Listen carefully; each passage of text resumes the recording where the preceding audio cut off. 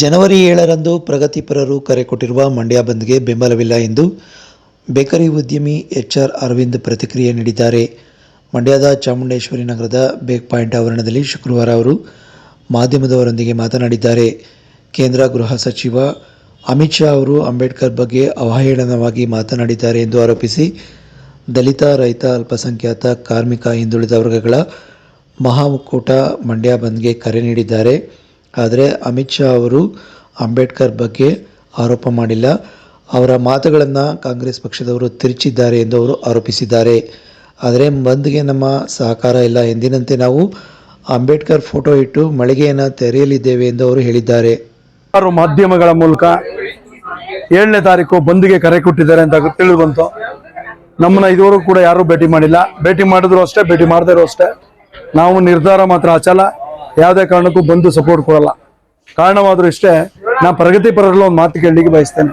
ಅಖಂಡ ಶ್ರೀನಿವಾಸ ಮೂರ್ತಿ ಬೆಂಗಳೂರಿನ ಶಾಸಕರೊಬ್ಬರು, ಇದೇ ದಲಿತ ಮುಖಂಡರು, ಅವ್ರ ಮನೆಗೆ ಕಲ್ಲು ಹೊಡಿತಾರೆ, ಮನೆಯ ಹಾನಿ ಮಾಡ್ತಾರೆ, ಅವ್ರನ್ನ ಪ್ರಾಣಕ್ಕೂ ಕುತ್ತು ಬರೋ ಹಾಗೆ ಕೊಲೆ ಮಾಡುವ ಅನ್ನೋ ಮಟ್ಟಿಗೂ ಹೋಗ್ತದೆ. ಅವ್ರ ಮನೆಯಿಂದ ಧ್ವಂಸ ಮಾಡ್ತಾರೆ.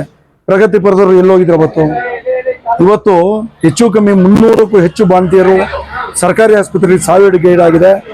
ಇನ್ನು ಕಣ್ಣನ್ನು ಬಿಡದೇ ಇರುವಂತ ಮಕ್ಕಳು 200ಕ್ಕೂ 300 ಹೆಚ್ಚು ಮಕ್ಕಳು ಹಸುನಿಗಿವೆ. ಜೊತೆಗೆ ಹಲವಾರು ಮಕ್ಕಳುಗಳು ತಬ್ಲಿ ಆಗಿವೆ. ಅವಾಗೆಲ್ಲ ಹೋಗಿದ್ರು ಪ್ರಗತಿಪರರು ಅದಲ್ವಾ?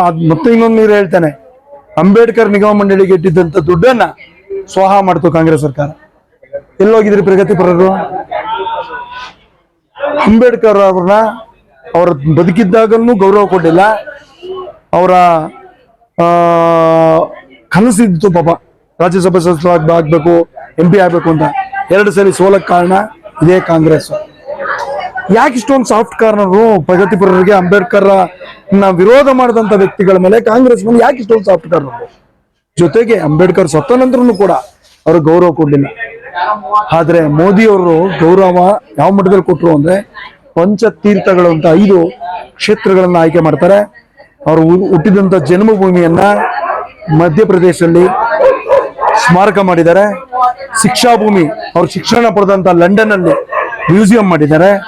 ದೀಕ್ಷಾ ಭೂಮಿ ಲೊಕೇಟೆಡ್ ಇನ್ ನಾಗ್ಪುರ್, ಅದನ್ನು ಕೂಡ ಅಭಿವೃದ್ಧಿಗೊಳಿಸಿ ಮ್ಯೂಸಿಯಂ ಮಾಡಿದ್ದಾರೆ. ಚೈತಾ ಭೂಮಿ ಲೊಕೇಟೆಡ್ ಇನ್ ಮುಂಬೈ, ಅದನ್ನು ಕೂಡ ಅಭಿವೃದ್ಧಿ ಮಾಡಿ ಮ್ಯೂಸಿಯಂ ಮಾಡಿದ್ದಾರೆ. ಪರಿನಿರ್ವಾಣ ಭೂಮಿ ಅಂತ ಲೊಕೇಟೆಡ್ ಇನ್ ಡೆಲ್ಲಿ. ಇಷ್ಟು ಕ್ಷೇತ್ರಗಳನ್ನ, ಪಂಚರತ್ನ ತೀರ್ಥಗಳನ್ನ ಮೋದಿ ಅವರು ಅಭಿವೃದ್ಧಿ ಪಡಿಸಿದ್ದಾರೆ. ಯಾಕೆ ಅಭಿವೃದ್ಧಿ ಪಡಿಸಿದ್ರು? ಅಂಬೇಡ್ಕರ್ ಮೇಲೆ ಇಟ್ಟಿದ್ದಂತ ಅಪಾರದ ಗೌರವ, ಪ್ರೀತಿ, ಅಭಿಮಾನ ಕೊಟ್ಟಂತ ಅದ್ಭುತವಾದ ಸಂವಿಧಾನಕ್ಕೆ ಗೌರವ ಕೊಟ್ಟು ಆ ಕೆಲಸವನ್ನ ಮಾಡಿದ್ದಾರೆ. ನಾವಂತೂ ದಯಮಾಡಿ ಈ ಏನು ಬಂದು ಕರೆ ಕೊಟ್ಟಿದ್ದಾರೆ, ಕೈ ಜೋಡಿಸಲ್ಲ. ವೈಯಕ್ತಿಕವಾಗಿ ಯಾರು ಬೇಕರಿಯವ್ರು ಮಾಡ್ಕೊಳ್ತಾರೆ. ಯಾಕಂದ್ರೆ ನಾನು ಬೇಕರಿಯವ್ರ ಮಾಹಿತಿ ಮೂಲಕ ಕೇಳಲಿಕ್ಕೆ ಬಯಸ್ತೇನೆ. ದಯಮಾಡಿ ನೀವು ಬಂದ್ ಮಾಡ್ಲಿಕ್ಕೆ ಹೋಗ್ಬೇಡಿ. ಬಂದು ಮಾಡಿದ್ರಿ ಅಂಬೇಡ್ಕರ್ ಮಾಡುವಂತ ಅವಮಾನ ತೆಗಿಬೇಕು.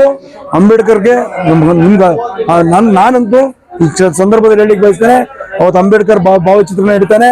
ಜೊತೆಗೆ ಮೋದಿ ಅವರು ಮಾಡಿದಂತ 5 ತೀರ್ಥಗಳನ್ನ, ಕ್ಷೇತ್ರಗಳನ್ನ ಫೋಟೋಗಳು ಹಾಕಿ ಡಿಸ್ಪ್ಲೇ ಮಾಡಿ ಅಂಬೇಡ್ಕರ್ಗೆ ಗೌರವಯುತವಾಗಿ ಪೂಜೆ ಸಲ್ಲಿಸ್ತೇನೆ.